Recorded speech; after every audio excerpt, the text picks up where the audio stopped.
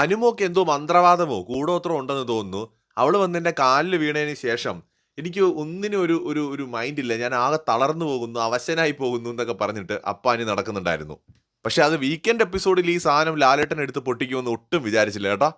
അപ്പാനി ശൈത്യയും ഈ കാര്യം പറയുന്നുണ്ടായിരുന്നു. അനുമോളുടെ കൂടെ നടന്നപ്പോൾ ശൈത്യയ്ക്കും എന്തോ മറ്റേ ശക്തി ചോർന്നു പോകുന്ന പോലെയൊക്കെ തോന്നിയെന്ന് ശൈത്യം പറയുന്നുണ്ടായിരുന്നു. ഇത് രണ്ടും ഇന്ന് ലാലേട്ടൻ പൊട്ടിക്കുക മാത്രമല്ല, ശൈത്യയുടെ ഡബിൾ സ്റ്റാൻഡ് ഒരിക്കൽ കൂടി പ്രൂവ് ചെയ്ത് കൊടുത്തു.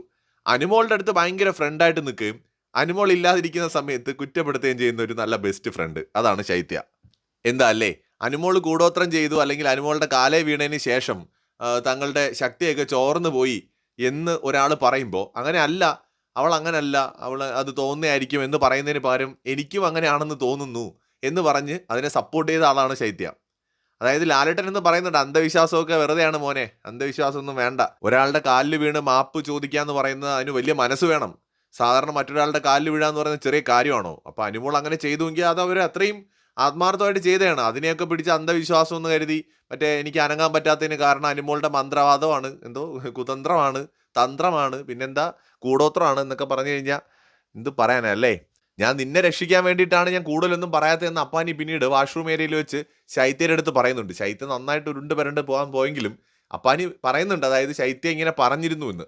അപ്പോൾ നിങ്ങളെ തമ്മിൽ തെറ്റിക്കേണ്ടെന്ന് ഓർത്തിട്ടാണ് ഞാൻ കൂടുതലൊന്നും പറയാത്തതെന്നും അപ്പാനി പറയുന്നുണ്ട് ശൈത്യയുടെ അടുത്ത്.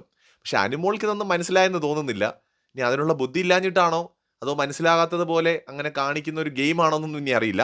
എന്നാൽ ഇതുവരെ അനുമോൾ അങ്ങനെ സീരിയസ് ആയിട്ടൊന്നും ലൈവിലൊന്നും ഇതിനെക്കുറിച്ച് ചർച്ച ചെയ്തതായിട്ട് എവിടെയും കാണുന്നില്ല. കൂടുതൽ അപ്ഡേറ്റ്സുമായി വീണ്ടും വരാം.